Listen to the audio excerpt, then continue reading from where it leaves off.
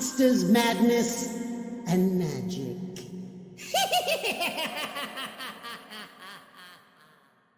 All right, folks, welcome to the Monsters, Madness, and Magic podcast. I'm your host, Justin, here with a quick word before we dive in. Now, in this episode, I chat with movie maniac, metalhead, and festival booker Bob Byrne about legions of metal, obscure horror films, ghosts, growing up in the video store, and more.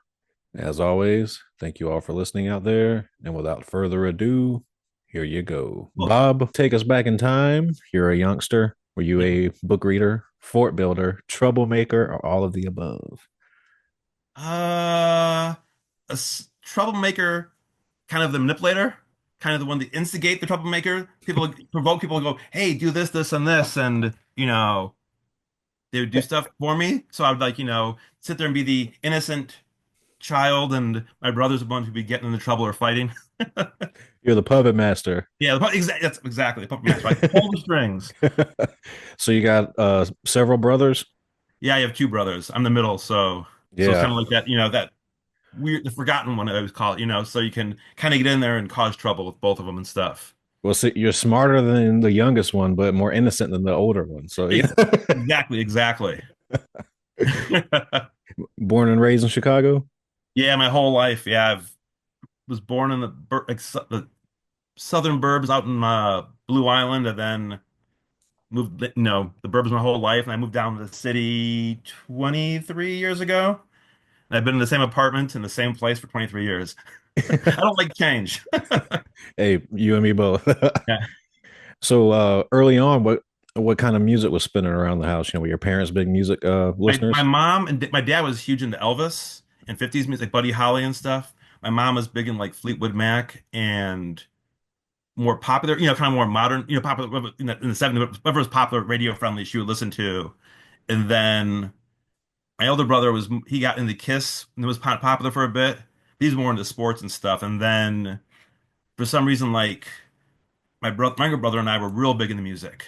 So we kind of, we were more closer in age. So we got hooked on like metal early on, like 82, 83. Mm. And then we were into that. And then I got kind of in around the late 80s when a lot of the bands started getting crappy. We got more into hardcore. And then went into punk and stuff. So we had like a little small like hardcore punk era. And then he got into punk and played in bands. And then Oh. I kind of fell back in the metal around the late 90s. And ever since then. So it's kind of been like, a weird timeline of stuff. Now, was your brother when you got into metal, were you guys collecting records or We did tapes. okay? I didn't like vinyl back then. Even I still don't. But it was like tapes was the thing. So it was like we had two great stores by our house. So you'd have the import magazine section with Metal Hammer and Krang. So every week we'd go there. There was no internet, so to find out new bands, you had to buy compilation tapes, read reviews, and or just buy things off the album cover. So we'd just go there and you'd see the tape. This album cover looks incredible. We'd see the label, like, oh, it's on Combat. It's got to be good. And you just buy things at random. Yeah, before we jumped on here, you and I were talking about video mom and pop video stores and Oh record yeah. stores. Record stores are still around, but the video store was my haven. Oh yeah. That was every Friday after school. We wait till my dad get home. He would take us to the video store, and it was like, and then Saturday we'd go because every Saturday my parents would always go out for dinner. So it was like they would leave us at home alone, like get some movies. So we just go there and be like, okay, now what? It's gonna be a comedy, it's gonna be horror or something else. And it was like I was raised in that whole. That's pretty much what raised me. Was renting movies and stuff, and it turned me into the great person I am today. What was the name of your mom and pop place video store? Visions and Video. Wow, wow, that's cool. How about yours? You mentioned that one you had your place. What was Yeah, yours? Video World. Oh, okay. Yeah, Yeah, it then was we cool. had another one which was smaller, and then like once the blockbusters and the Hollywood videos came in, they were getting knocked away, but the one Vision of Video stayed to the last, that last little bit of time. Then they closed down out of nowhere. It was like I had friends who rented videos there, and they were like, "Oh, it's gone. We have Hmm. movies," and they just shut the door and just and they had. I mean, if there was and it was a VHS collector, they had all the large box Gorgon video stuff, everything there. So I was like, man, like someone can make some good money flipping those tapes or just for a collector. I know like there's some places, very few and far between, where you can still find a mom and pop video stores or anything near Chicago like that. Or We have a couple. We have well, Alamo Draft House has a little video store inside the theater there. And then there's one other place, I can't remember what it's called. It's somewhere in Lincoln Park area that still does rentals and stuff here and there.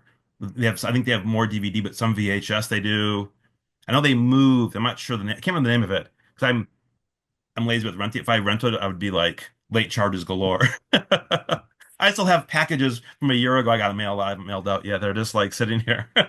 yeah, just like when I was talking to Grey Lord, there was almost that creepy mystique in our local store because the horror section is like way in the back in the dark Oh corner yeah. with near the exit sign that's blinking out. It just Well, the worst was at the Vision of Video in the early 90s, they moved the exploitation movies into the porn area. And they put the porn movies in front of the bay window where it was in a strip mall with a grocery store. So if you were wanting to go to that section, everyone can see you. So yeah. I'm looking for like some John Waters stuff, things I'm like, where'd it go to? And they're like, oh, it's over there now. I'm like, oh, do I walk over there at 3 in the afternoon? What's The end this of the guy porn. doing in the And porn sit there, and section? I'm just like, it's that thing where, and one time I never forget one of the last times I went there, I was getting some movies, and I was walking out, and I hear one of the girls at the counter going, "What did he get this time?" And I looked over, and then they're like, "Oh, we love when you come in here. Can you rent things that nobody rents like in decades, and we love to laugh." I'm like, "Well, thank you." I'm like, I don't know how to take this. Is it a compliment or is it, I'd say I guess it's a compliment. I guess I was the weird guy that came in there all the time. So Yeah, you don't want to be the normal dude. yeah, yeah, exactly. So let's get specific then. Like when you Right. think of deformative films and TV shows, what pops in your head? For like when they kind of like shape me or just like in general. It just whatever comes to mind.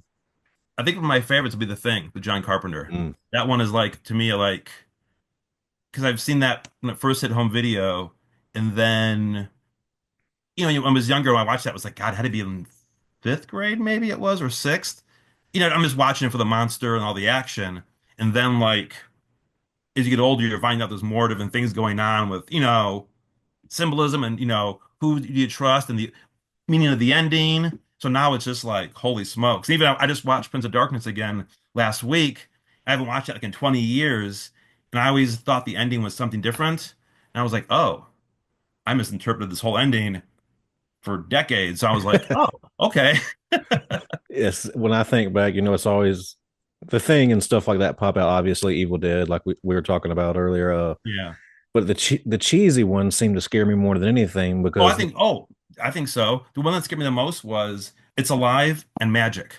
mm, You had on TV, which was like the pre-cable where you had like a little box on top of your TV set with one knob. And at 7 o'clock, you turn the knob, and there's only two movies a night on playing. And Magic was on, and the puppet was just scared the hell out of us. So we were always scared to watch it. One night we watched it, and it was like nightmares galore. And then the advertisement for It's Alive with that cradle, the claw hanging out, when I was younger, just terrified me.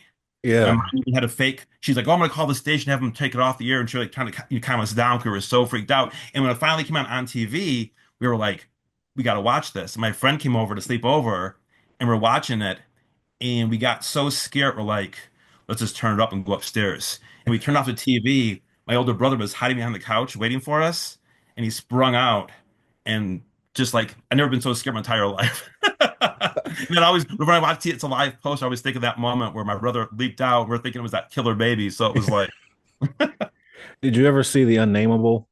oh yeah, yeah, I have it on disc actually. Yeah, see that's one of the more cheesier ones that just used to scare the shit out of me just because it was so atmospheric. Like if you watch it now, Oh yeah. obviously it is what it is. Usually those movies that had low budgets and were super cheesy Oh had yeah. I think had to go definitely. over the top with the gore because that's all they had. No, exactly. I think those ones have more of a creepier thing too because they said the budget wasn't there and stuff, and sometimes too those the crappier effects look more scarier because it looks a little more schlockier and stuff. Where you're like, oh man, it's like this is really messed up. Yeah, specifically just sticking with the unnameable. Do you remember like the screech that creature had like near the beginning of the movie? Oh yeah, yeah. That used to just fuck with me. I would hear that thing and then I'd just be picturing what's under my bed. That's the worst thing. Sometimes your imagination starts going and you make it worse and worse. Because I'm a huge Blu-ray collector, so I'll get things I haven't seen in a long time. And I'm going, oh my God, when I saw this was so freaky. And I watch it now going like, oh, that was scary. I'm like, but then it's, when you're younger and you see these things, it's your imagination's going crazy. Yeah, yeah, and I think Chicago. May be wrong, but isn't Chicago the home, sort of the base of Svengoolie? Isn't that where it's Yeah, broadcast? yeah. Did you? He always comes to the Flashback convention every year, which is like the big horror con out here and stuff. And he's actually weatherman for one of the TV stations out here. Oh, okay, cool. He's a weatherman full time, then it's Spencer Gooley on the weekends and stuff. And Wow, I didn't know that. yeah, yeah, really nice guy. We saw him do the weather forecast at one like Taste of Chicago's kind of a big concert food festival here. And years ago, we're out there, and he was out there just talking to people and stuff. And then there's the Spencer Gooley on the weekends and stuff. And yeah, he's great. Did you grow up watching that? Oh God, yeah, that was like every Saturday because they had the big Creature from the Black Lagoon 3D one where you had to get your 7-Eleven glasses and stuff to watch two scenes that looked like they were 3D. But yeah, that was like a staple. And he's still on the air and stuff, but now it's harder to watch stuff with commercials and Yeah, you know. that's one thing I regret that I missed out on growing up is the horror host show. I saw some Elvira and stuff like that, but in South Yeah. Carolina, we didn't have any local channel or You see, I anything like didn't that. realize back when I was younger there was different hosts all over the country doing these shows. I always thought it was just him. And then it was like when I was older, I was reading more zines. I'm like, oh, okay, there was different people in different cities all doing the same thing. He just kind of stuck it out the longest, it seems, and Is it been still the going. same Yeah, dude, or is it like a different iteration? he's always been the same guy, always been him. Wow. See, I thought it Yeah. was a different person taking on the There may have role. been one like way before him in the 60s or 70s, but yeah, he started, I think, like in the early 80s, doing it late 70s, and then been going all strong the whole way through. Damn. So, did you guys go to the movie theater a lot, or was it just home Oh rentals? yeah, we were big theater goers. We were like, my parents always took us to stuff and drive-in and stuff. Like I was telling you, my parents took us to go see the Blues Brothers and Cheech and Chong Up in Smoke opening weekend. They didn't know what Cheech and Chong was at the time, and then we stayed for it and we watched it halfway through and they left. And then we had it on TV and it came on one time. We're like, oh my God, that's that movie from the drive-in. So it's Mm, weird that we weren't like, it was not like we weren't a drug family or a drinking family, but we all loved Cheech and Chong. It was like a weird family bonding movie. yeah, yeah. That was what, yeah, we always, anything new would come out. And my dad would always take us on any horror film on to see. So I saw like Killer Clowns from Outer Space when it came out, Reanimated in the theater, Night Breed and stuff. So he had to sit through all this stuff that I loved that he hated. So this was all drive-in. Theaters also, yeah, Okay. mostly. Yeah, the drive-ins around us all kind of closed up Mm. late 80s and stuff. And there was like one left, but mostly we did all theaters and stuff then. That's one thing we did have. We still have one of the more, I guess you could say, prominent for what it is. But the Big Mo is like one of the longest running drive-ins in the United States, and that's sort of only what South Carolina has. Okay. Yeah, I love the drive. It was a lot of fun. There Yeah, was one that we went to, had to be like in the late 90s. We went to one out in the burbs. It was a good time. It was kind of a fun thing and stuff. And it was just all mainstream movies. There was nothing like weird or anything. So I guess you're not going to get people going there to see some obscure horror film.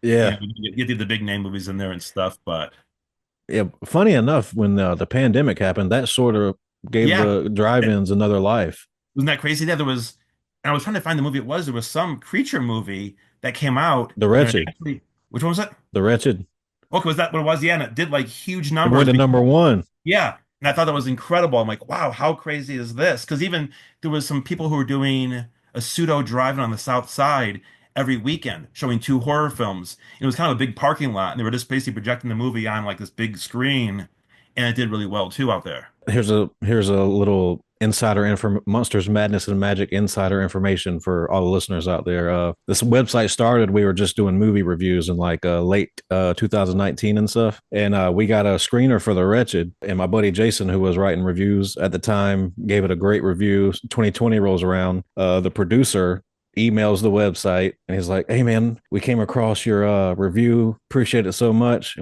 And he told me, well, I got the email, obviously I forwarded it to him.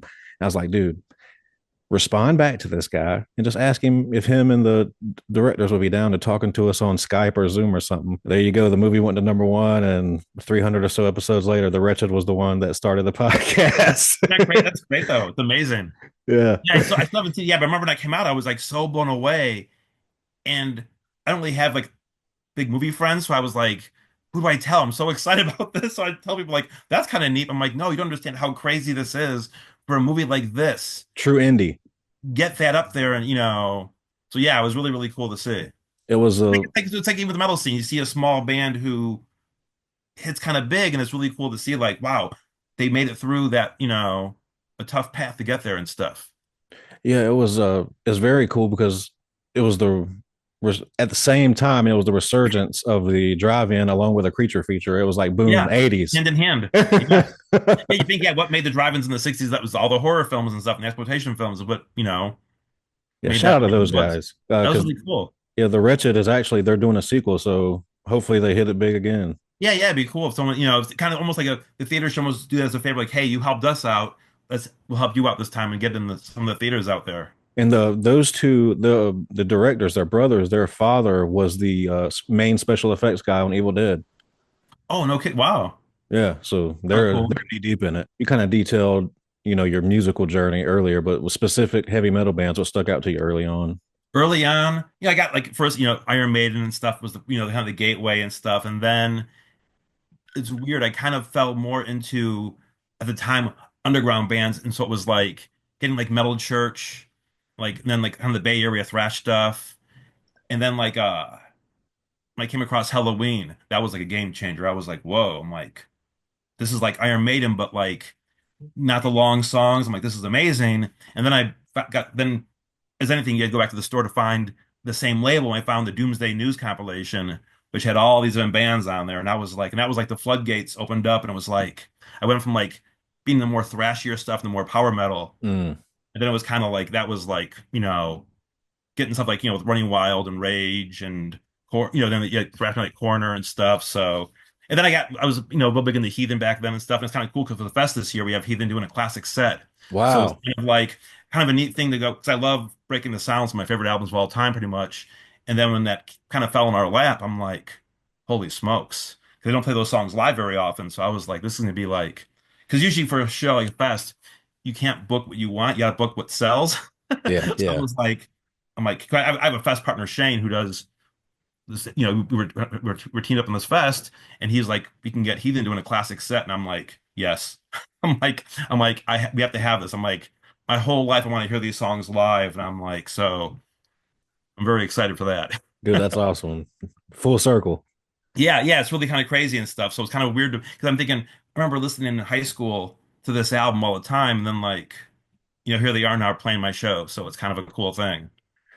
Just to go back on theaters a little bit, do you remember the very first movie you saw in the movie theater?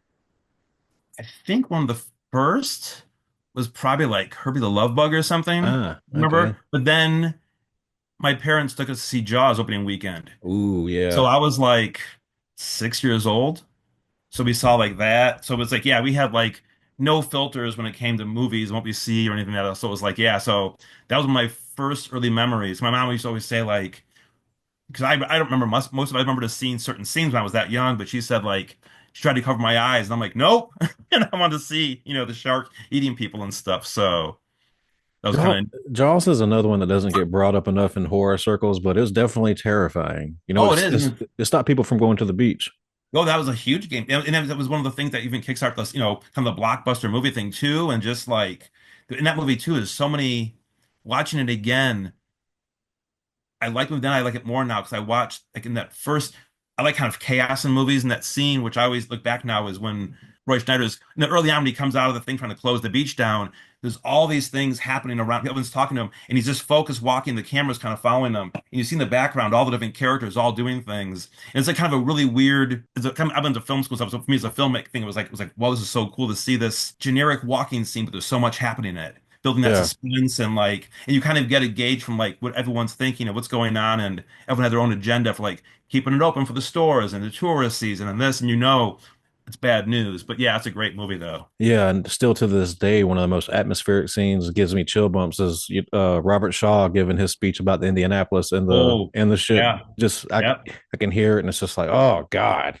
Yeah, there's so many amazing things in that movie. Yeah, exactly. It doesn't get, I mean, it gets love and not like in the horror community, it's kind of forgotten or pushed aside because it's not like a slasher like, Nightmare on Elm Street or Friday the 13th and stuff. So You just threw out that you went to film school. Did you want to be a filmmaker? yeah, that's what I wanted to do. Mm. It's funny because it was like I wanted to do I draw a lot too, so I wanted to do like comic book stuff. But then the opportunity for film school came up and I was like, oh, I wanted to do animation then. And then I was like, nah, animation's too much work. I want to do filmmaking because I was always in the horror films. So that's what I really wanted to do. And then when I got out of school, it was like, I'm kind of lazy. I'm not like and that's more of you got to sell yourself and you're kind of like on your own to get out there and get to work. And I'm kind of like, that's a lot of work to do to try and sell yourself and always be hustling for jobs. And I'm like, and I ended up falling into a TV job doing like tape duplication. And I've been doing that ever since, working in distribution and stuff for commercials. Wow, that's cool. So I did that. So yeah, so my film dream is, I mean, I shot fun movies on the side. We have a whole, before the Marvel craze, we have a whole, I think like 15-hour long superhero movies we made with we were pre-Jackass before Jackass was a thing. We would actually like do full contact fighting for effects. We just pour gasoline on each other and put each other on fire. Damn. We're like, how do we not kill each other? Because literally, we were like, I dragged my friend from a car. We're just like, we go, oh, you know what? Don't tell him. We'll go like 15 miles an hour on the road. And we dragged my friend. We would do these horrible things to each other. But the movies, we had like 100 characters, different costumes. And we would just go out into the woods and go, okay, here's the thing. And just beat the crap out of each other and film it and make a movie out of it. But I never got to make like a horror film and stuff. But yeah, it was always my dream. I always said if I'm in the lottery, the first thing I would do is like make a horror film, Hey, So it could still happen. yeah, exactly. So it's that thing where it's like, so wherever it came to the money, that's how I blow my millions. Hey, you got one of your favorite bands at your own metal festival, so Yeah, never you say never know. Yeah, never. and I never thought that like 15 years ago I'd be co-running a festival. So it's like you never know what's gonna happen and stuff. In the same vein, you kind of mentioned some of the movies that scared you. So, just what scared you as a kid? You can go movie wise, or you can go real world Uh, wise. the movie that really picked me out too was as crazy as it sounds, was The Blob, the original one. It's about slimes. I'm still fascinated over slimes. One of my friends, she always laughs because I'm always like big on blobs and slimes and molds and stuff. And I've hunt down any movie with any kind of blob or anything. And for some reason that one just freaked me out because of it can go anywhere and it just eats you kind of dissolve as a painful death. So that one really was when I was younger. Like it kind of freaked me out. Even now, you still think like an awful death would be that they have like being melted that way. Yeah, and they kind of remind, sorting like the body snatchers used to Yeah. freak me out Oh, because yes. And I it could be love, anybody. yeah, that's another personal favorite of mine is the Body Snatchers. The 70s one the most. That one is just like a classic. Yeah. Do you still have a big movie collection? Oh my God. Let me see if I can. This is just, you can see Oh all yeah. those are the ones on my to watch list. I have about 200 Blu-rays sitting here. I got another 100 and something over there that I have to watch the extras. I got 5 bookshelves in my hallway filled with DVDs and Blu-rays. In my bedroom, I got 2 more bookshelves of movies in there and stuff. So it's like I have like tons of CDs and then movies. So it's like finding time to do all this stuff is Yeah. it's hard. Did you not? It's like, I hate winter. I'm like, oh, I could stay in all weekend. And I'll tell people on Sunday, don't call me, don't do anything. I'm gonna try and watch as many movies as I can. You know, and I have CDs I got a year ago still piled up. I got to get through and listen to, and it's like I buy more than I can listen to. That's So how I am with books. one day I'll be able to watch this, and I know I'll buy stuff. I'm like, I'm never watching this movie, but I'm like, I have to have it. So it's Yeah, like, I get you. I get it, man. So you never kept your VHS tapes? no, I was huge into tape trading in the 90s. So all my VHS tapes were just like copies. I Mm, only had a couple original tapes because I always kind of, I don't say, since everything was all edited back then in the 80s and pan and scan, you weren't getting the full cut. So I always looked for like people who had like the uncut prints, this and this, we would always trade. And I had a huge, huge collection of that stuff. And once they started making everything official on DVDs, I was like, okay, cool. This is out now. I can toss the tape. So I started tossing a lot of tapes away when I'd get the DVD. And then now with Blu-ray, it's like, okay, now the DVD can. And I try and keep everything still, but I'm like, I need more space. I only have so much room in my apartment. So I'm like, one of these days I got to go through my DVD collection and go, okay, I gotta get rid of this stuff to make more space for this stuff. So You have any rare CDs or anything you'd like to share, show off right my now? rarest CD actually, and it's not an official release, was High Spirits, who were playing the Festival 2. I was bringing some records for Chris, who's the main guy in High Spirits, overseas for him. And he had a side project called Metal USA for, where it was him and the guys from Sabat. And I think it was Sabat. It was in so for a gift he made, and he knows I don't buy vinyl, so he made one CD and it was the Oh, Burn edition. And he had damn. he never one by one, and it was the Burn edition. So it was like I have the one CD copy of Metal USA first. So that was like a good gag gift, but I always think that was really cool to have like from the band itself, like the one, For edition sure. of that. Damn, dude. So I imagine growing up in Chicago, you had some pretty cool bands coming through. You were a good Oh big yeah, live show. we had everything. That's the thing. Even now, it's like it's the curse with the fest too because we have shows metal shows 3 times a week sometimes. Dang. So when we have the fest, some people locally, we get our bread and butter is out of towners coming in. Because locals are like, oh, I could just go to a show the next day. And it's like, well, here we have all these bands flying in for this cool show. But the mentality is just like, well, there's always shows here. So it's kind of the oversaturation of a big city. But that's why when we do the show, we make sure everything's something really cool or special because you don't want to turn it into a giant local show. So when we do the lineup, we're kind of like, well, we have some good bands here, but it's like we put too many of these bands on. Local people are going, well, I've seen those 5 bands on this show. So it's kind of a really weird way of doing it. But yeah, we have, I mean, like one of the weirdest shows I've seen back then was, it's funny now, it was Voivod headlining, Soundgarden, and Pantera.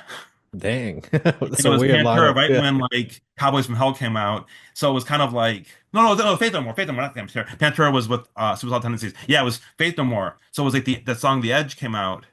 So it was like, and now it would be like reverse that lineup with Faith No More would be headlining and Yeah. Soundgarden. But it was weird to see like that lineup, that show. And then I got to see, and everyone gets crazy. I saw like Sabotage, Nuclear Assault, and Testament. No, it was Sabotage. Oh, Sabotage. Yeah, Testament, Nuclear Assault. So that was kind of a weird mix to see like Nuclear Assault open up, then Sabotage, and I was never really a big Sabotage fan. So people are like, "You got to see Sabotage, not even a fan." And I'm like, "Yeah, But it's under your belt. yeah, exactly, exactly, Was that the Mountain King era? yeah." Mm. So it was, seeing that, the lineup everyone wants to see live that you never see now because the one guy's dead. But yeah, it was that thing where. And that was a weird show too, because there was a skinhead there who was hitting people. And I made a comment to my brother, like, this guy's an asshole. And then he punched me in the back of the head and wanted to fight. And I'm like, it's weird to see a skinhead at a metal show at that time. And I'm like, and I opened my big mouth up, and of course he wants to fight me. So I hid by security the whole show. Oh God. How can I mess this face up? So what would you say are the a handful of impactful live shows you've seen as a fan? One of the shows I like a lot was High Spirits' first show. It was them, Enforcer from Sweden, and Cauldron.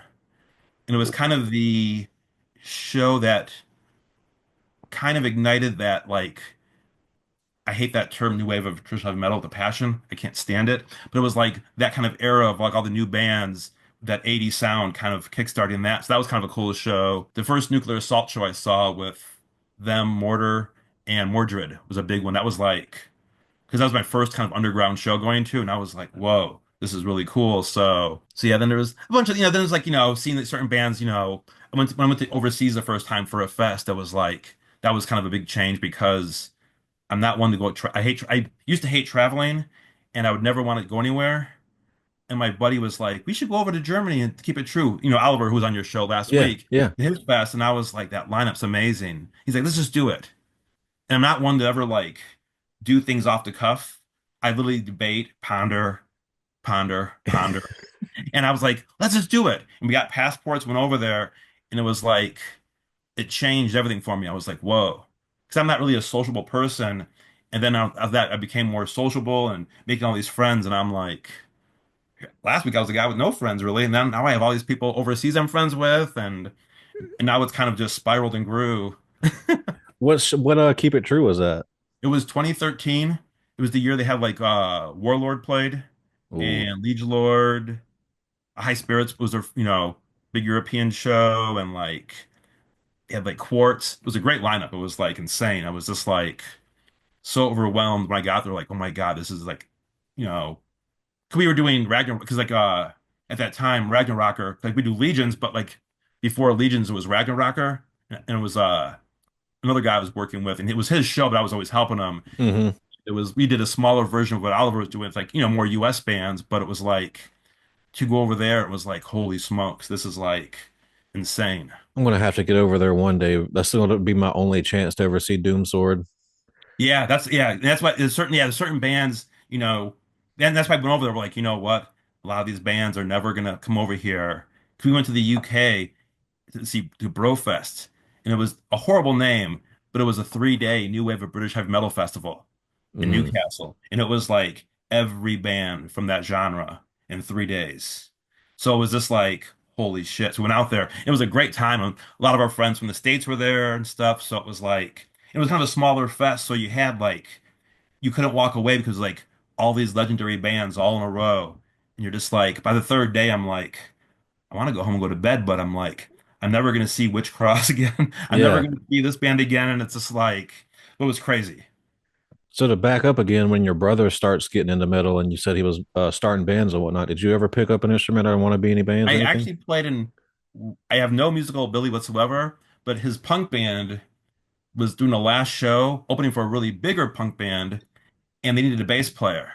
And we love to do, another thing I do is I'm a big prankster and I love doing weird stuff. We do like Andy Kaufman kind of prank weird stuff. There's things that like make no sense. We find hilarious, but like no one else would. And I'm like, I got an idea. I'm like, don't plug me in. I'll just play bass on stage and we'll just see what happens.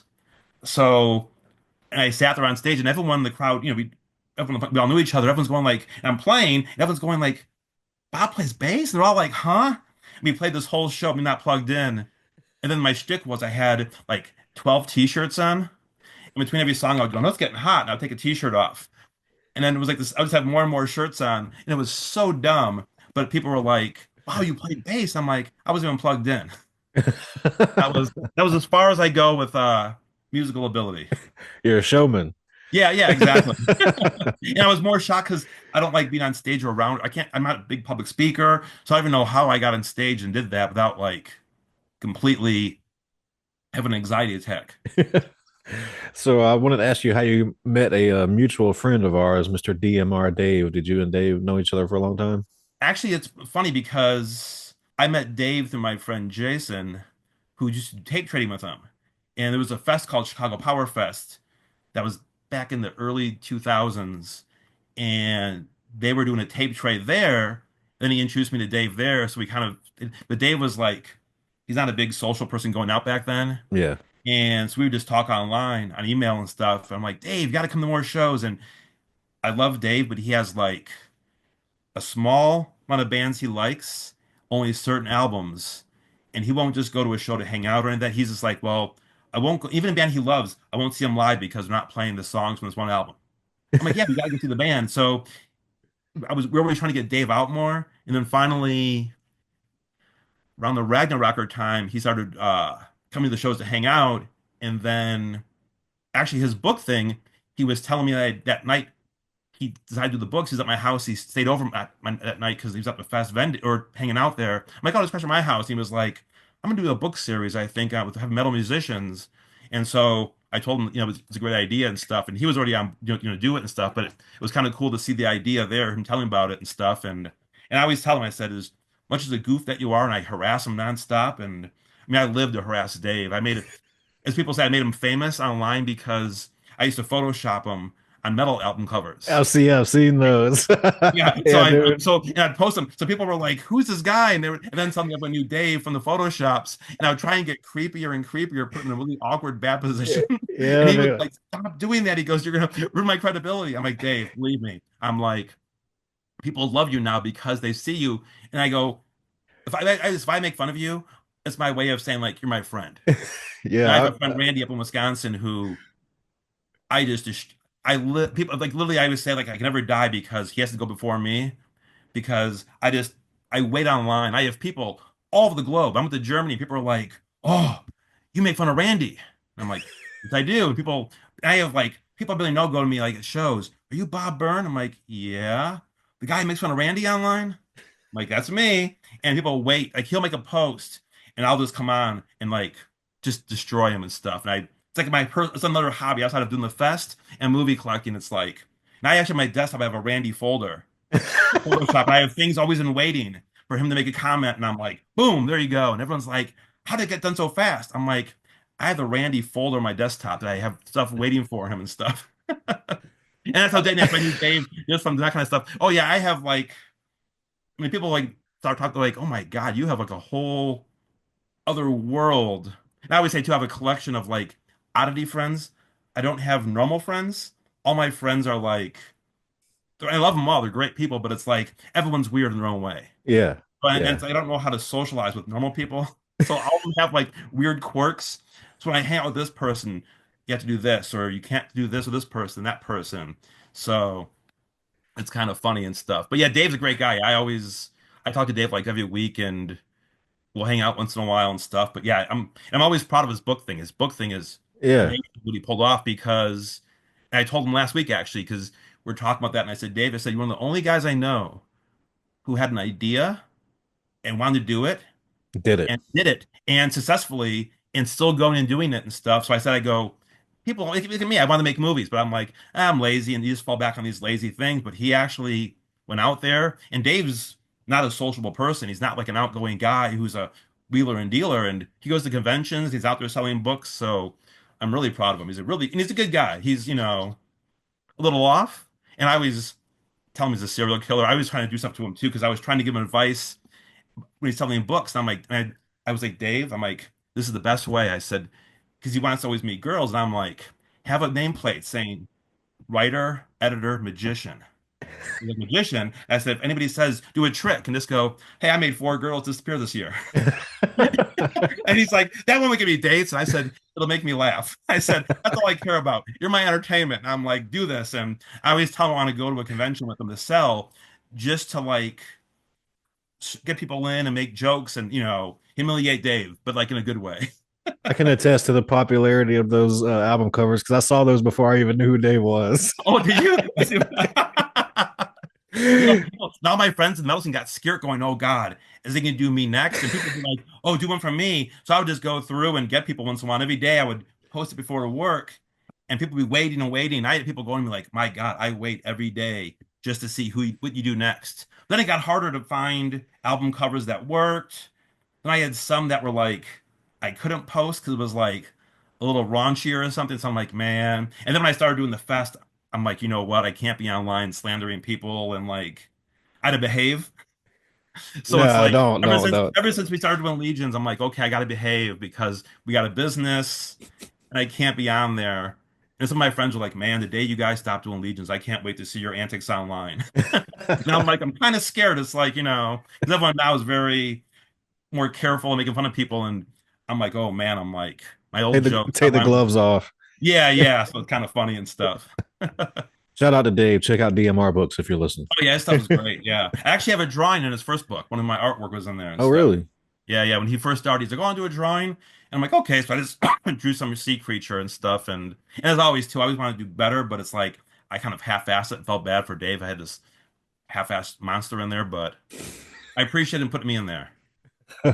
So you did mention earlier that Legions of Metal started off as Ragnarocker. Yeah, what happened was Ragnarocker, this guy from Ohio, Kentucky area, started doing a fest here, kind of like, and he copied off of Warriors of Metal that our friend Datis did out in Ohio with getting traditional bands and stuff. And he was doing a 1 day show, and I saw the flyer pop up online one day, and I'm like, what is this? I'm like, some 80s metal bands playing a fest in Chicago. So I messaged him. I was like, hey man, like, what's up with the show? And we got like in arguments because he was like kind of crazy. And I was like, you should book this band and this band. And then he started messaging me back. We're talking more, and he's like, I'm gonna do 2 days. Who else should I get? So we just started talking, and then at the show, we talked in person, and we kind of hit it off. And then the following year, he was like, "Hey, you had some good ideas. Who else should I get?" So we just started talking about bands. And then that day of the pre-party that night, he's like, "Want to help me drive bands around the next day and help out the show?" I'm like, "All right, I like doing that." So I kind of started helping him. And that night he was like, "You really did a lot of work for us and didn't ask for any money or anything. You still came in, you paid to get in." He's like, "Want to help out the next year, actually like get some bands." And I was like, "All right." So and then he went to Reggie's where we do the show now. Mm. And he was like, "I'm going to give you the small stage. You book all that, and I'll book the main stage." And we started just every night talking on the phone. And I was probably the only person, him and his cousin worked together, but his cousin was like, non-existent a lot of times. So he would call me, but it was crazy because he was a big drinker and bipolar. Oh yeah. So we would get in fights all the time and arguing. He would get drunk and book bands. Like I was out one day shopping, I went online, he announced a band. I'm like, this wasn't supposed to happen. I called him. He goes, "What'd I do?" I said, Oh "You announced the God. band." He's like, "Oh my God, I was drunk and I booked him last night." So he would just, it was He was like, off the rails. dude, it was probably the most anarchic, chaotic festival because the bands all hated him. He was terrible to the bands, and I was always doing like anything he would come into, I was like doing damage control. He'd piss a band off, not to go there. "Oh, I'm sorry. Let's just do this, this, and this." Need to go to that one. So it was like, and he even knew it. And he would get in fights with bands online and call people out. And then, but he was losing huge money every year. And by the end, he was like 35,000 in debt. Shit. And so that year, he had a great lineup we had going. And then he was freaking out one day online and he was like, "I'm so tired of losing money." It was me and my friend Mendoza, and then my friend Mike, who was guy who ran the whole Rad Rocker, and he was going, "I'm tired of losing money. You guys do all this stuff." And Mendoza goes, "You know what? I'm sick and tired of hearing this. If you don't like doing the fest, cancel it." And he goes, "Fuck you, I am." And he deleted the fest page. Ooh. We were like, "Holy shit." He was like, "Fuck you guys. Fuck the fest. I hate all this stuff and I hate these people." And then he just cut us off online. We are like, "Okay." And then the next day we're like, "Is he just joking?" And then nothing for a week. So I made a post like, "Hey man, it's like, I know the fest looks like it's done. We're trying to figure this out." And then someone at Reggie's messaged me on Facebook and they're like, "Hey, what's up with the fest?" And I'm like, "I think it's over." They were like, "No one knows what's going on." Never told Reggie's even. So I went. Wow. So then I had to contact all the bands, going, "Listen, Mike pulled the plug, I think, but he had like stuff already happening. It was already halfway through. It was like 5 months of the show, and then the owner of Reggie's called me up and he was like, "I want to talk to you." And then he was like, "I want to keep this fest going." So he put me in touch with Shane Merrill, who's been doing shows in Chicago for like God, since the '90s, I think it was, Mm. and he's like a promoter and stuff, and he's like amazing. He's like most credible guy in the world, and like everyone loves him. But he's always guys who likes to. He's never showboating. He's always just does the show, and he kind of does his own thing. And amazing person. But it's like I knew who he was, but never saw what he looked like because at his shows even you never saw him panicking or running around or schmoozing with bands. He was just there doing his job.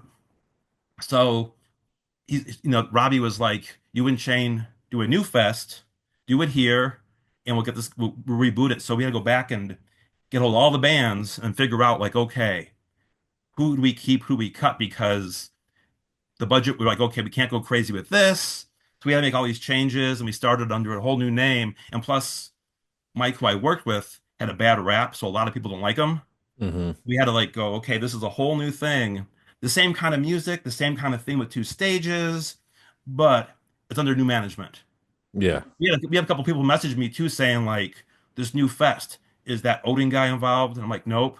And they were still kind of suspicious because of, didn't know if it was Yeah, him or of course. name. Yeah. And I'm like, "No." And I think still to this day, a couple people still are really kind of iffy on it because of the stuff that, he pulled. I mean, I Yeah. even, so it was that thing. So yeah, so we started Legions, and then the best part with Shane is he's been doing shows. He knows every booking agent and stuff. So that first year, he was like, "Who's our headliner?" And I'm like, "We don't have one." He's like, "I can get Armored Saint." I Wow. was like, "Mike." what? He's like, yeah. Cool. And he's just like, I know the agent. And like in a week, he's like, yeah, Armored Saints booked.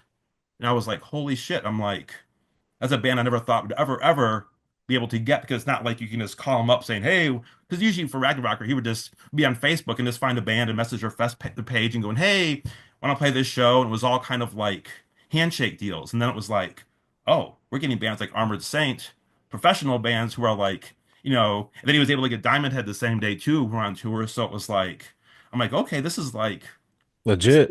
this is legit Yeah. serious. So, this is this isn't just some crazy guy's dreams doing these things. It's like this is a real thing. So it was kind of a cool thing. And then with working with Shane, I learned so much from him just because he's had so much experience. My experience was just more like, hey, want to play the show? We'll do this. Here's the deal. And then so I learned so much from him just with how to do Yeah. things and how to treat bands and he's one of those guys too who is never stressed out. Or if he is, he never shows it. So it's like when things happen at the show, he's just like, don't worry, we'll do this, this, this, boom, done. And it's like, oh, okay. Yeah, but I worry and like I'm always a worst case scenario. So every time like I think if everything can go wrong in every worst way, so when it happens, I'm always like, well, I'm prepared. So I can use this one to solve it instead of this idea. But it's always like, I mean, even up to the show, every night I'm just like, oh God, I want to, this better not happen. And I see emails from bands coming through. I'm always like, oh God, I don't want to open it because it could be bad news. A It's always, cancellation, yeah. yeah, yeah, exactly. Cancellation where Shane's just like total stone cold. Nope, if this happens, we just do this, this, this, problem solved. And it's just like, if anybody ever, it's just, yeah, it's amazing stuff that he does. So it's a great partnership. We Yeah. both really good. But it's funny, we see each other maybe twice a year. So like all of our bookings, everything we do the show is just done on Facebook Messenger. It was kind of funny. We all live because he lives out in the burbs. And like if he's at a show, I'll see him there. We'll talk for like 5, 10 minutes or something, and then we'll go off to our own thing. But like we never like meet up and have a here's the plan. We just go like, oh, like every year we'll just email each other after the show, like about a month after the show's done, and say, here's what I want to get next year. Who do you want to see? We just look at our list, and he's like, I know this agent and this agent and this agent. All right, and then we'll just start booking it and stuff. So it's kind of crazy. Damn. Just curious, has anybody heard from that crazy motherfucker since he Yeah, it's disappeared? funny because for years I never heard from him, and everyone would ask me, "Oh my God, where's he at?" And there was some people who do like him, and then like in 2019, the year we had Earth on Goal, he messaged me and he was like, "Hey man, good luck at the show tonight." And I was like, "Holy smokes!" I'm like, "How you doing?" And he was like, "I've always wanted to pass my show to you." I'm like, oh, here we, and then I'm like, "That's cool." I said, "Hey, give me a call this weekend." Then nothing for years, and then I made a post a couple of years ago online with all the old Ragnarok flyers because I know he kind of watches Facebook once in a while. So I'm like, I'm gonna draw him out of the shadows. So I posted the flyer saying like before all these other festivals popped up, this was the fest that pretty much kickstarted all these festivals. And that day he messaged me, "Hey man, I saw your post." And I'm like, Mm. I knew I it. know you did. And then we talked for like 3 hours, and he was kind of kept telling me what's going on with him and stuff. And but he was completely away from the metal scene. He had no clue that like bands like Eternal Champion were huge now. Because we had Ragnarocker one year in 2014. We had Visigoth, Night Demon, and Eternal Champion when they only had tapes out. Yeah. We were like, we had all the bands that kind of sprung up huge at our show first, and we had Eternal Champion on our small stage. And I remember when we booked them, people were giving me shit like, "Who's this band with that really raw sounding demo? Why would you book them?" And then when they played, you couldn't get in that room. It was like That's everyone why. everyone was going nuts. Everyone was like, "Holy shit, the band's amazing!" And it was hilarious to think. And then in 2019 we had Eternal Champion back. We had him co-headline under South and Goal, and Jason was like, "Dude, thanks for this." I'm like, "No, man." I go, "It's kind of that full circle. You had the small stage, and then now you finally, you hit that point." And we had You like, deserve it. yeah. So it's really cool to have certain bands, do that. But yeah, so it was, yeah. So I talked to him, and every once, and then he was like, "Oh, are these bands all big?" And he couldn't believe that like a fest like Hell's Heroes exists where it's drawing 4 or 5 thousand people. And he's like, "Are you serious?" He's like, "We struggled to draw 300, and now people are coming to this." And then he always has these weird ideas. If I was there, I could do double that. And I'm like, "Oh, here you go." I was always like, nice talking to you and stuff, but I haven't heard from him about 6, 7 months. but he'll pop up again every so often because I know he watches the page, and I'll Yeah. kind of leave out little traps for him to like. I know what he'll do and he'll see stuff because he was a big power metal guy, and he didn't like a lot of the traditional metal even, but it was at the time power metal wasn't a selling point for in the US, but now it's big. So he's like, I see you're putting power metal on your show now. And I'm like, yeah, it's a it's you have to evolve with the times to stay afloat. And that's what people want to see. And I love power metal, so it works. But it was funny that that was what drew him out of the woodwork. I'm sure if I post this interview, I'm sure he'll watch it and be like, he's talking about me. That guy called me a crazy motherfucker. Yeah, oh yeah, well yeah, we literally, I mean, we had there was nights where we're like screaming and he's in tears, just yelling at each other for hours on the phone, screaming that, blood feud. If we were in the room, we'd be slugfesting it. The next day he would just call me up. What's up, man? It was just like, yeah, it was very crazy. It was like, and everyone's like, how do you work with them? I'm like, I can work with anybody. It's like I know how to work with people and just their nuances, and that's why working with the fest it works because there's so many egos in place with bands, and I've learned that from Shane of how to just handle certain bands that, may want this or this. And it's just like, you gotta like, make them feel special, but like, not that they're taking over the whole thing, but it's a whole, You got to massage it. yeah, exactly, exactly. Speaking of Hell's Heroes, I'm talking with Christian tomorrow. Oh, nice. Yeah, he's a great guy. Yeah, I didn't know who he was until my friend Randy up in Wisconsin was a fest. He was like, oh yeah, he played my fest a couple times in his other bands. And then I had the Necrofire was coming through on tour, and a band dropped off our fest, and we were like, "Hey, want to play on the fest?" He's like, "We're black metal." I'm like, "Dude, it's everything's the same. Everyone likes everything." And it's like, don't play in some small bar here, play the fest. So I met him there, and then the following year, or 2 years ago, last year we had Night Cobra played, and then we were able Mm. to go out to dinner the night after. Me and him and another guy from Night Cobra. We got to hang out for a couple hours and actually like talk and hang out. And he's a great guy, super nice guy and stuff.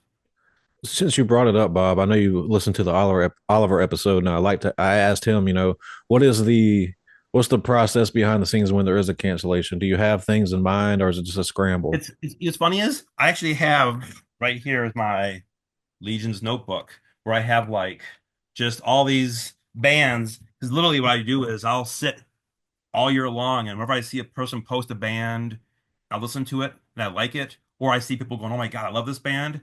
I may not be a huge fan of the band, but I see people liking it. It goes in my notebook, and I have like main stage headliner section, middle band opener, or joint stage. So I'll put them in where I think they would fit. So if somebody cancels, like we had our second year of the fest, we had Toxic as a headliner for Friday night, and the Sunday before the fest, they were rehearsing. The singer had a heart attack. And Uh, ironically, it was during the song Heart Attack, apparently, he told us. And so they're like, we can't play because doctor said I can't fly. And then that Tuesday, the drummer had a heart attack. Shit. So it was like, we were like, this is 4 days before the fest. And we were like, okay, let's hit up a couple of these bands in the Midwest and see if they could play. But with days' notice, a lot of these bands can't, Yeah. come out here. So we were like scrambling. So we were lucky that we had Q5 as a co-headliner.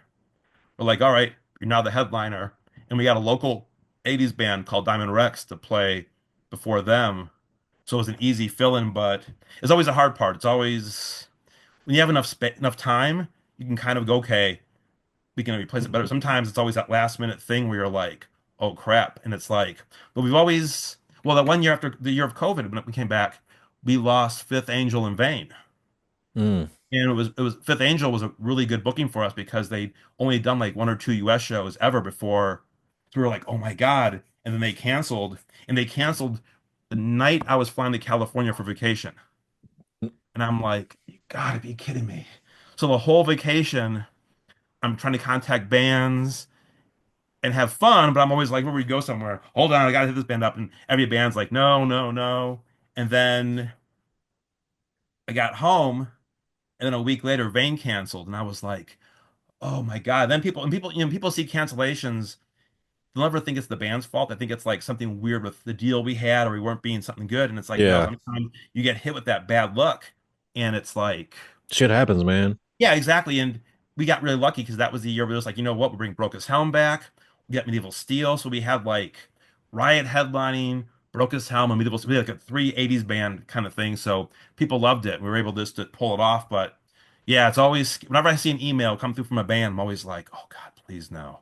Please no. I almost want to tell bands like, don't email because I'm scared. It's always something like, hey, this and that, some of a question or something, I want to just ask thing, but I always get scared, like, oh no, because you open that email, the first thing you see is, I hate to say this, and you're always like, oh no, it's a cancellation. It's like, and I think last year was our first year with no cancellations. Oh, It was I bet really, that felt great. oh, it was weird because we booked the whole fest in 3 weeks, which is insane, and no cancellations. And I was just like, Mm, and it was just like, oh my God, this is going too smooth. And it was so weird because we always have one or two bands who bail or break up or a member leaves and they can't come out. So, but it was so weird to actually have it where like nobody canceled. yeah. Now, I know this is a kind of an oxymoron, but you could always say a band like Iron Maiden or Judas Priest. But realistically, do you have a fantasy booking that you'd like to do for the festival? Oh God, Freedom Call. Mm, People would kill me. They'd burn me like a witch on the stake if I booked it because they're ultra cheesy power metal. But they're like my one bucket list band I want to see live. And I always said that if I ever hit it big on the lottery or something, I would just say, you know what? This is on me. I'm paying everything for Freedom Call to come over here. I'll get the visas and do this. And it was Elven King before that. I love Elven King. mm. And then when they toured here last year, I was like, oh my God, okay, cool. That's off the bucket list for the fest. But I was like, cool. I got to see them. But yeah, Freedom Call, Demon was another band I love, Demon. And that was always, even in the Ragnarocker days, I always wanted to bring them over. We always bought like one European band over because back then it was easier to slide them in illegally. Yeah. All of our bands back then, I mean, we had Tigers of Pang Tang come over, Oz, all these bands. They just all came as tourists. It was easier to do back then. But now they use metal archives at the airport.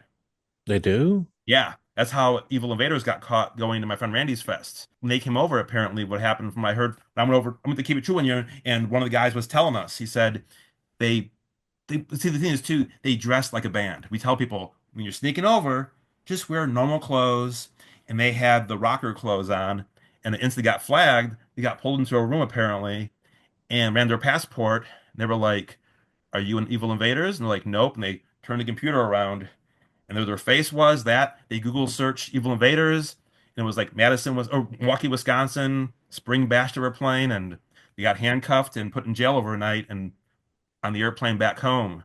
So a Fuck. lot of bands back in the day when people would kind of sneak back and forth for these shows, they would take down their page Ah, just so they yeah. couldn't get caught. So yeah, that was a big game changer. Everyone was like, okay, European bands are off the table now because it's way too risky. That's Yeah. wild. Yeah, you wouldn't think, but that's as great as a page that is. It's also a danger now because it has all the band members, your face on there. Yeah, yeah, yeah. So it's almost like saying, get me busted. So On your country of origin, put yeah, NA, not yeah, available. exactly. So yeah, when we had Killer, even we had they came over and we told them like, hey, do this. And the best part was I was telling them like, because they searched the phones of Evil Invaders too. So I'm like, hey, listen, we're gonna do an email chain as you're my friend. You're coming over here to hang out. We're gonna go to the aquarium, the park, and we'll just do a conversation. So we're for weeks we're going back and forth like, oh hey, remember you took me over we were over visiting you, you took us here, we'll take you here. And then like on our like second week of emails, he goes, this is going great. They're not going to suspect anything. Like I'm like I'm like, oh, you wouldn't last a minute in the spy business. I'm like, so, but now it's like now you got to do the visas, you got to do everything on the up and up. You can't mess around anymore because there's so many ways they can check things now. So, and then even a lot of bands now don't want to even stick over because like a lot of Europeans will hit us up and we're like, man, we can't afford the visa stuff. So if you want to come, you got to come as a tourist. And I know some bands who will come on separate flights on different days, even just to like look inconspicuous, not as a group coming over. So it is a hard thing. So yeah, for bucket list, it'd be the Freedom Call for sure because they're European. I've never seen them. They played Prague Power one year, but it's hard for me to go to a show for one band. The only Yeah. thing I want to see is a lot of things. So Demon was a big one I wanted to see. Storm Witch, I would love to see. Mostly a lot of European bands and stuff. Most of the US stuff, I want to see it. We'll just book it then. Like, okay. Like for me, like I love Twisted Tower Dire. So I was like, okay, one year I'm like, we're getting no matter what.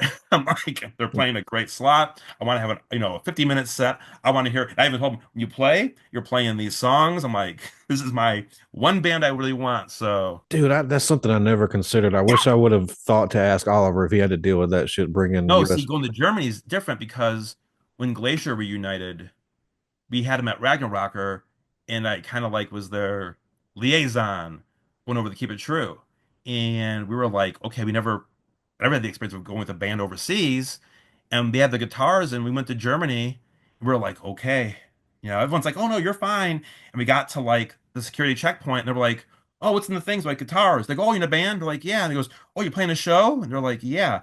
Well, come on in, congratulations, have fun. Of We're course. like, we're like, wow, and we're like, not gonna check anything? No, have fun. Where's your show at? They want to know all the information. Like, that's really good for you guys. And it was like, wow, this is like really weird. So it's different going out over there compared to like the reverse coming here. That's crazy.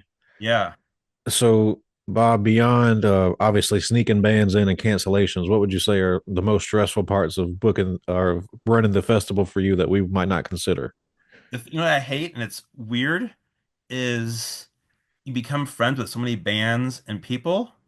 When it comes to the booking part, everyone's like, oh, Bob's my friend. He'll book us. So I have like, we only have like 24 slots, and you got like 40 bands on the list of bands you want. Yeah. And you have all your friends' bands who are like, hey, friend of mine, you got a slot for us? And it's always hard to like tell friends, like, Yeah. Yeah. no, I can't do this. So for me, it's like, and I overthink things and I like stress out. So I'm like, oh man, I'm like, and there's even bands I'm like, I want to play, but I'm like, you know what? I want to get this band down. I'm like, hopefully this band will say no to me so I can feel better about getting this band down. But it's always hard because of the, I hate hurting people's feelings Yeah. on that sense. I love pulling pranks and fucking with people, but like when it comes to that side of things where it's like a band, it's like, man, it's like, because one of the things I love about the fest doing it is I love getting the new bands, the younger bands. And that's one thing our fest is like really known for is like, we always get the bands kind of before almost sometimes almost too soon before they get more known and people like them. So people will go like, "Oh my God, 2 years ago you had all these bands now who are like on the other festivals already." But I always like finding new bands. It's always fun talking to these bands and giving them a shot. And I've had a few bands where the guys are almost in tears crying. They're like, "I've always dreamed of playing a festival." I'm like, dude, it's gonna be it's a small thing. It's not like it's Keep It True or Whack In or something. It's like you're gonna have like 60 guys watching you. They're like, we don't care. This is like an honor. So that's always a cool part. So I like, but it's also stressful with that whole thing of just, and then in the week of the show, I'm always like, okay, you know, what am I forgetting to do? And it's always like, and I always have, and I'm big on lists. I always have lists of things like, okay, this and this, and you think you always got it done, and then there's always one thing at the show where like, God damn it, I forgot that. Yeah. No, also my biggest stress thing is I got our shirts made down in Texas by Rodney Dunsmore, who has a big shirt thing, and I'm always scared the shirts will get lost in the mail. Yeah. So the second I order the shirts, I got like ulcers until they make it to the Reggies. I'm like, they're there. I'm like, okay. I'm like, we can't, not have shirts. So, just to circle back to movies, I wanted to ask you if you've seen any good ones lately. Any good horror movies stick out to you? Yeah, it's weird. Actually, I made a little list in case, because you see so many things to forget. There's one called The Wolf of Snow Hollow. Have you seen Not that seen one that yet? one. No, no, no, no. It's a werewolf movie, Love but it the best already. part is the cast are all jerks. And it's kind of a comedy, but like the main lead is like this ex-alcoholic cop who just everyone hates and he's rude, but it's hilarious because he's so rude that you're just like, oh my God, this is like, this guy's awful. And everyone in the movie is kind of dumb, but it's like more of a murder detective story of trying to track down who's the werewolf. It's Okay. on Tubi. It was thinking I saw a photo still on Facebook one day of the creature effect, and I'm like, oh, okay. Then I saw it online. I'm like, and usually I don't like. I have almost like how the metal snobs only like 80s metal. I'm really judgmental against newer horror. Yeah. And I Yeah. really enjoyed it. I was like, wow, this was really good. I told my friends to watch it, and she's like, I made it through 10 minutes and turned it off. I don't like it. So I'm like, okay, maybe it's just me. But I made a post about it, and all my friends were like, oh my God, this is a great movie. Now everyone was like, this is a great movie. So that was one worth checking out. And then Bio Slime. It was made about maybe 8 years ago. Not familiar Government with that movie one where it either. was real low budget, bad CGI for the slime. But I love slime and blob movies, and it was people stuck in this building with this government program of this slime. And then people were trapped in their things, so the slime would like be in the hallways blocking everything. So people had to figure out how to escape out of the building and stuff. And I was like, and I really enjoyed it. It was a super low budget, but it was great. Are you a big? Would you consider yourself a werewolf movie guy? You know what's funny? I don't like vampire movies, werewolf movies, all the classic creature stuff kind of bores me. I love monster movies with like weird creatures like Deadly Spawn. I love that movie. The Mutations and The Bean, anything with like crazy monsters I Yeah. love. But like werewolf ones are hit or miss. But again, I love like American Werewolf in London. I Hmm. like so Dog Soldiers, that kind of stuff. So I do like some of even with vampires. I love like Fright Night, my favorite movies too. So it's like it's really weird how I'm hit or miss on those kind of creature ones. Dog Soldiers is great. Yeah, yeah. So it's like, so yeah, so I'm really kind of picky in those sense. Where I'll watch them, but to me, that's why I like that Wolf of Snow Hollow because it had a different twist to it, Hmm. other than the standard, because you always know, okay, well, there's 10 people in this movie. One of these is the werewolf, and you kind of figure it out early on, or this has to happen to this point. So, I can't remember the name, but John Zaremba's a buddy of mine. He's been on the show. He's a writer and such, and he told me I can describe it. There's a werewolf movie about a an old army veteran who's blind, and oh, he moves nursing in home one. he Uh, he moves yeah, into a like a suburb, and the one of the people in the suburb are a werewolf. It's like a murder mystery type yeah, deal. yeah. I'm trying to think. I know exactly what you're talking about. I can't think of the name of it. He told me to watch that, but I haven't watched it yet. He That said it was was actually really really good. good. It's but, I'll look online tonight. I'll message you if I came across the name of it Yeah, again. But that was yeah, I know exactly what you're talking about. I watched that one a while back and really enjoyed it. yeah, that's on my list. Yeah, that's the thing. So yeah, and vampire ones and me, I'm just kind of that whole genre to me is kind of like no pun intended, dried up. Have you, well, obviously you don't like vampires, but I enjoy the most recent Nosferatu. See, it's funny. I despise A24. I have Ah, it's a thing. I find them and was it A24? was it A24? I think well that guy who did The Witch. I don't like his Yeah. stuff either. Oh, okay, Stuff okay. just bores me to death. And I can watch slow burn movies and stuff for Hmm. some reason. That guy's movies just like It is slow burn. If that's not yeah, your and then thing, and I then yeah, with A24 stuff, I just for some reason just it's like oil and water, man. Just I don't mix well, and I'm kind of scared because the movie Friendship's coming out this May. hmm In the trailer for that one, it has the guy who's in that show. I think you should leave, which is a bizarre comedy show. And the trailer looked like a fake trailer for his comedy show about a bizarre friendship that gets horrifying, apparently. And I'm like, I saw A24 and I'm like, oh no. I'm like, I want to see this, but it's A24. I'm like, will this be the game changer for me where I like an A24 movie? I'm like, right. Yeah, I get it, dude.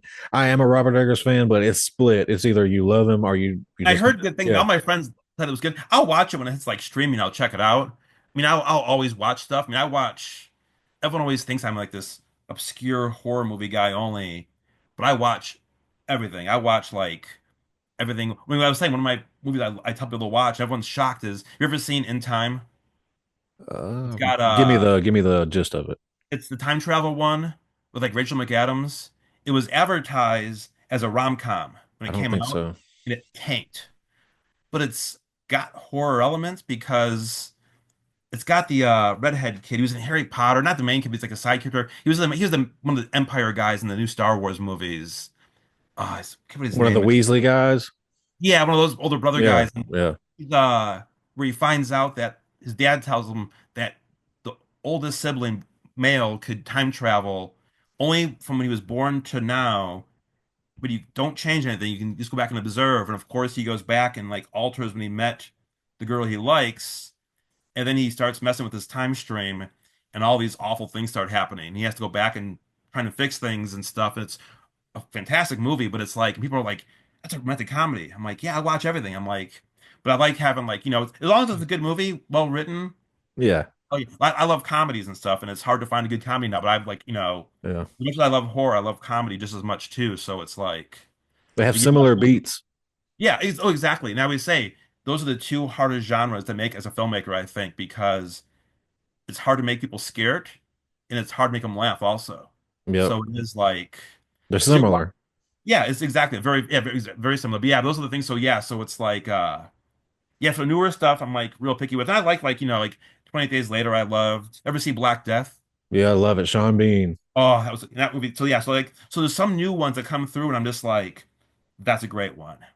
That So is it's a great movie. there are some ones that just slide through, and you're like, okay, somebody's doing this right. Where it's like, and I always get scared when I see remakes or reboots and stuff. So I'm always just like, and sadly, we're in that whole reboot. And I hate the Terrifier movies and that stuff. It's just like, I know one, but I never just don't not interested really. I watched the first one and I thought it was interesting because it was so mean-spirited. And I'm like, wow, there's a gore film with no humor. I'm like, this is actually kind of neat. And then it just got stupid. I went to the theater to see the second one because I was bored one day. I'm like, you know what? Let me just check it out. And I was like, this is the worst thing ever. And now you go to the horror conventions and that's all it is. It's like when those guys are at the convention, it's like thousands of people just online to meet the people from Terrifier. And it's just like, I so will say yeah. one of the cool things about Terrifier is it was true blue indie initially. Yeah, no, that exactly. That was Yeah, a cool thing to see that they made it from this and this, and they made all that money and got it popular and stuff, and it shows there's an audience out there for these kind of movies and stuff. But yeah, but exactly. But I'm not real big on the newer stuff, and it's like I'll see trailers and stuff, going, okay, this looks kind of neat. Like there's that new movie coming out with Lithgow and Jeffrey Rush, that Jenny Penn. That looks yeah, kind of cool. But I'm like yeah. thinking, I'm always like, okay, is this gonna be too slow or just one of those things? Because I've seen movies that look good, and then it's like you're watching it going, this is not what I thought it was gonna be. This is like, and I hate to go to the theater and be like, I'm stuck here with this awful movie. Then it's Dozing like, off. yeah, that's the worst. Or you feel like I wasted my whole afternoon on this. At least we're at home. You can go click, all right, or come back Yeah. later and stuff and do that too. So Well, Bob, if you've listened to interviews and know I like to wrap up near the end with this question, which is, you ever had an experience you would consider supernatural or paranormal? I actually had two, actually. Let's hear them. And one of my friends last night, I was telling her about thing I was mentioning thing, and she was laughing at me. You never ghosts aren't real, and I'm like, and I had one. I have a friend in Wisconsin. And I go hang out with her once in a while. There, I'll stay up there for a few weeks at a time and stuff, and we go to shows and stuff and different wrestling things. And so she was taking a shower, and I was in her TV room, and she had a bunch of cats, and she's a cat room, and her all in her house. She's always saying, I think it's haunted. There's weird stuff. She said she's had crosses fall off the wall and stuff and just weird things. She has a basement that's really weird. There's like one room, it's like we call it like the Red Room from Amityville Horror, where Yeah. the previous owners have cameras all over the house. And that was the master control room with all these monitors watching all the rooms. And we're like, what was going on here before you bought this house? And there's even like a cat shadow on the wall that you can't get rid of it. It's like a shape of a cat. And so one night we were sitting in the room. I was on my phone on the couch, and she was in the shower, and I heard like an old lady voice scream in the other room, and it sounded like it was saying "train." And all the cat, my arm here like stood up, and the cats came running out of that room, scared shitless. And she turned the shower off. She's like, "What was that noise?" And I'm like, I'm not one to like, you know, say that I go, I heard an old lady's voice and she ran in there and we're looking around. She's like, the window's locked. No one came in here. And my hands were like kind of shaking and stuff. And she got all nervous then. And the cats were all just like, what was that? And everyone was, we were just there for like a half hour, like, what was that noise? Because it wasn't a cat noise. I've had cats and just had Yeah. them my whole life. And I go, when it's an animal, it was like a human voice. And that was really freaky. And I go to her too then, well, thank God I'm leaving in 2 days. Yeah. I I would always have tease left her. that night. Like, I always tell her, like, when I leave my visitor, I'm like, yeah, your house is definitely haunted. She's like, are you messing with me? I go, no, there is definitely, your house is like some weird stuff going on. So it's kind of the thing where, and I would love to like get cameras on there, put stuff up there to see if like things ever move or that, because it was a really freaky experience when I heard that voice. That was like, because there was no other animals around that would do that, and it was like definitely a human voice. So Wow. yeah. My second one is my friend Simon and I went for dinner one time, and we were hanging out, just talking about fun old times and stuff. And then I packed up, I was going home, and I got home, And I was sitting there and I'm like, wait a second. Simon's been dead for 5 years. I was joking. Oh, dude, you I just always got me. say, I was like, I always say, end on a high note. That's my good joke for the evening. I was like, what the Simon fuck? Simon unfortunately is live and well. So I always love that joke because people get drawn in like, oh my God. And I'm like, You yeah. got me. I was like, what the fuck, Bob? No, no, yeah, the first ghost story that was real. That was like a really freaky one. And my friend Julie, I'm sure when she watches this podcast, she's gonna laugh because the whole weekend she's messaging me pictures of ghosts. Huh, you see this? You see this? Then she sent me a voicemail last night of some animal screaming. She goes, "This is what you heard," and I'm like, "No, it was a human voice." Whatever And going makes you back to feel this better. camping, oh yeah, yeah, and then I'm going back in a few more weeks, and it's always like, and I always want to pull a prank on my friend and do something, like, leave something there to scare, but I'm like, I don't want to jinx it, and then like she gets desensitized, and then something does happen, and she's like, "This is a joke," and then some ghost gets her or something. So I'm always like, but yeah, it's definitely one of those things where it's like I believe in the paranormal stuff sometimes because it's that there's too many weird things that I've seen and stuff, and then there's the fake stuff. But yeah, that was like the one time where I was like, "Oh man."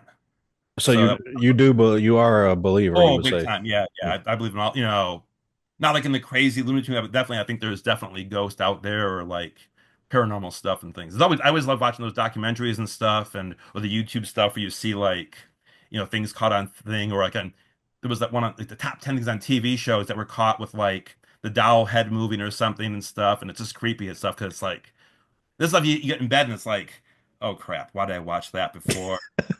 You know, going to bed and stuff. It's like crap. So Bob, just put a bow on this thing. What's on the horizon? Anything you want to share? Any tickets available? Anything like Yeah, the that? tickets are still available. We just put our single day tickets, and we also do the after 9 p.m. ticket where there are people who just want to see the headliners. So we offer a half price cheaper ticket to come to the show at 9 o'clock at night. They can see the headliner and co-headliner only. So there are people because it's a long day. On Saturday we go from like 3 until 12:30. And there's people who just want to come late, so they do that one stuff. And we this week we announced all the lineups, who's playing which day and stuff. So now it's just the spreading the word and getting things out there. Yeah, we did. I mean, the lineup kind of fell on our lap with certain things.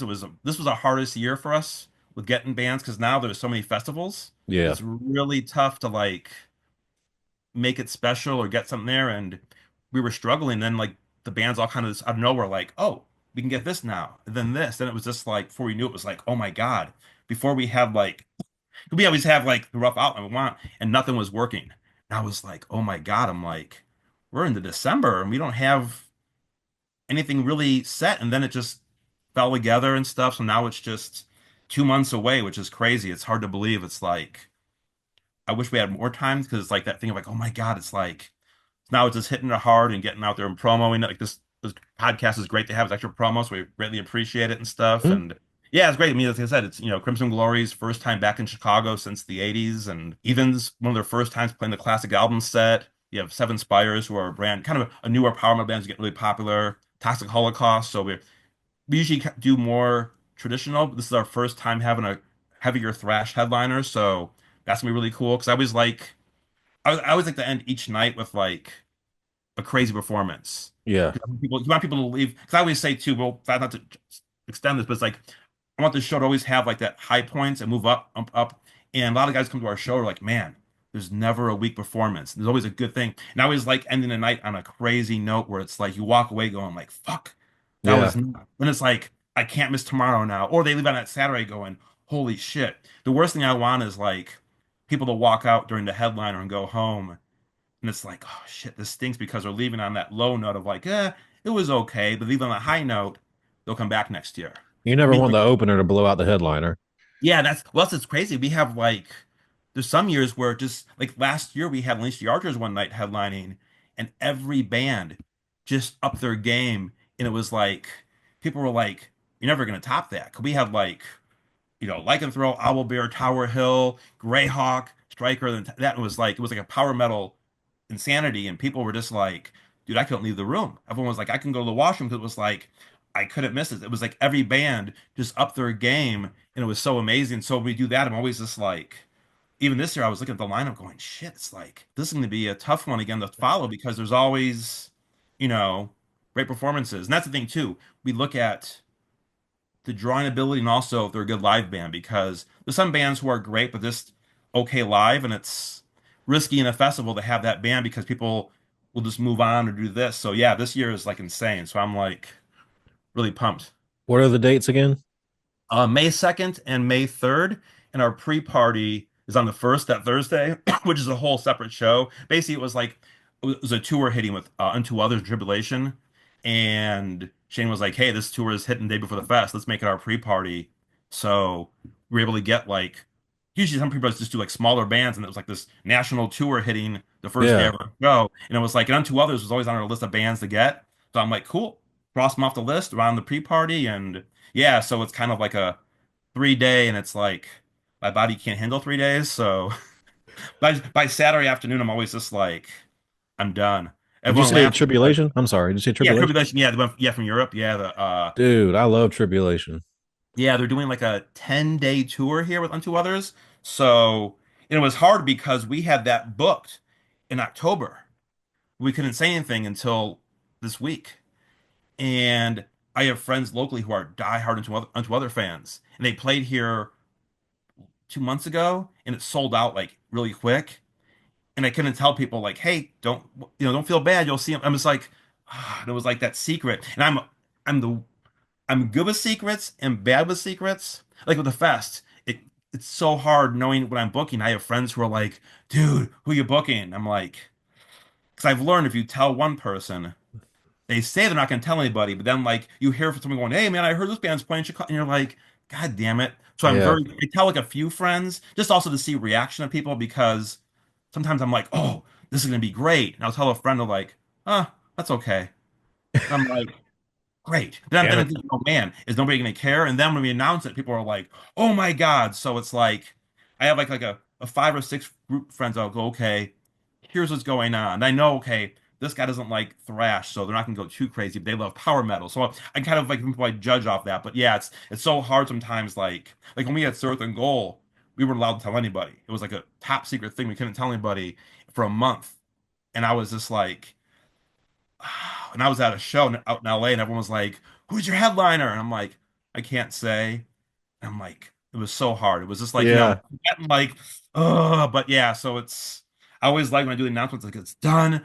I don't have to worry about blabbing and stuff. And even too, then it's like already it's like, we always go if the show succeeds, we do the next year, but I always have like my wish list for next year always in the works, always because it's like you got to look ahead and plan Yeah, ahead. exactly. Harder now because Yeah. now there's less and less of the larger bands left or bands who haven't toured yet or played already. So it's like that list gets smaller and smaller and smaller. So it's like, shit. I'm like, come on, somebody reunite again real fast soon, or something happen where you can go, okay, we got that. But yeah, but it's fun. It's something I enjoy. For me, it's just it's I'll work my normal job, and after work's done, I work on the show every night, every day. So it's like there's always something. Yeah, dude. It's a good payoff. Yeah, it is. And it's fun. And for me, for me, it's just something fun to do. It's like Yeah. I don't look to change. I like helping out new bands and meeting people. And I always look at it this way. It's my 1 day, 2 days of the year where friends from out of town come here, they hang out with them at my show, and it's my way of seeing them and stuff. So it's that thing where I'm always like, man, it's like if it ever got done, it's like, oh man, it's like I won't see some of my friends probably ever again because they only come to the fest. So it's like, so it's a cool weekend. It's the thing where I always tell people like, it's more than just a show because Reggie's is amazing because they have the 2 rooms. They have a rooftop restaurant, and we do a thing with our tickets for VIP people. We have a buffet. So if you get Mm, the VIP ticket, we have a buffet from like 5 until like 8:30, and like on Saturdays it goes from like 4:30 or 5 o'clock until like 9. So if you're watching a band, you can just walk upstairs, get some food, go back down and watch a band again without missing anything. Because if you order food, you gotta wait for a waitress and stuff. So I tell people get the VIP ticket because it's always getting updated and filled all day long. So, especially for me, I'm at the show, I'll be like, oh my God, I haven't eaten. So I'll go up there and get a hot dog really fast or a piece of chicken or something, go back down. it's So convenient. Yeah. it is. And Shane thought of that. I'm like, that was a great idea. I'm like, I never thought of a show having the VIP with food.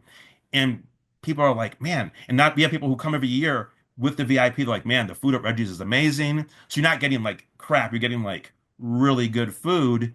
And the room is a huge room with couches and chairs. So a lot of the bands, everyone hangs up there all night. So it's like you can just go up there and chill out in between bands. So it's crazy. We have the two stages going. We have a balcony with vendors. So it's like a inclusive resort Yeah. event in a way because you don't have to leave. You can literally just you go there and the food's there. You want to go to the restaurant, there's like three different bars there. So it's like and it's easy to meet bands. A lot of people want to get photos of bands. So I always tell the bands like get out in the merch area and sell your merch. And even the larger bands will walk around the whole day so you're like it's easy to meet anybody. Some bands will, kind of hide out, but like Metal Church Platinum, they were done. They were out in the crowd the rest of the night, signing stuff, taking photos. So it's a good time. It's really laid back, and the Reggie's staff, man, are just like amazing. It's like a lot of people come there like, holy smokes. And even the bands are like, we want to come back. We want Yeah. to do this. And it's a thing where, and even our back line, when The Witcher played, the guy was like, or the bass player was like, I wrote down what amp you were using. I'm buying this when I get home. So we always have like our backline guys are amazing. Some of the guys were in Slaughter Extroyas, the old Chicago band, and they have like amazing gears. So like, so everything works out really good. We have a good thing going and stuff, and it's just Hell something that yeah. we look forward to. So yeah, it works out really good and stuff. So it's a lot of fun, and everyone involved is really cool. So there's never like much drama. It's all goes really smooth. It's like even the day of the show, I go there, the Reggie staff, they're all pros. So I literally walk in the venue and change. He comes a bit later. So I'm always early. I like to be there right when it starts. And I just walk in, I sit down, they go, and they're doing all this stuff, and I just sit there. I'm like, oh, okay. I just got to sit and you know, answer a question here or there, and they'll go to me, I want to do this. I'm like, you guys do what you guys are the pros. I don't have any music ability. I don't know I have no idea what any kind of gear is. I'm like, I just book the bands and I'll tell people where to put their stuff, but I'm like, you guys are great, and it runs smooth every year. So it's like people love it, bands love it, and it's always a compliment when bands want to come back and play. Yeah. You did a good job. You always get like now I tell bands I can't bring you back the next year. I have like weird rules of rebooking things. I don't like Yeah. doing repeats. This is our first year we have three repeats in in the same lineup. And I was like, wow, I never thought I would do a repeat, but they're bands I really like and and they fit with the show perfectly. But yeah, it's like so everyone always wants to come back and play again, so that's a good thing. So Hell yeah. Well, I have to yeah, get to one of those one year, man. yeah, definitely. Well, hopefully we'll last a couple more years, and stuff. I think I got like a couple more years in me before it's like I'll have a heart attack and fall. Because everyone laughs. I sweat. I can sit and watch a movie and I sweat. At the show, man, it's like I gotta bring two shirts. I'll just sit there and I'll be sweating to death.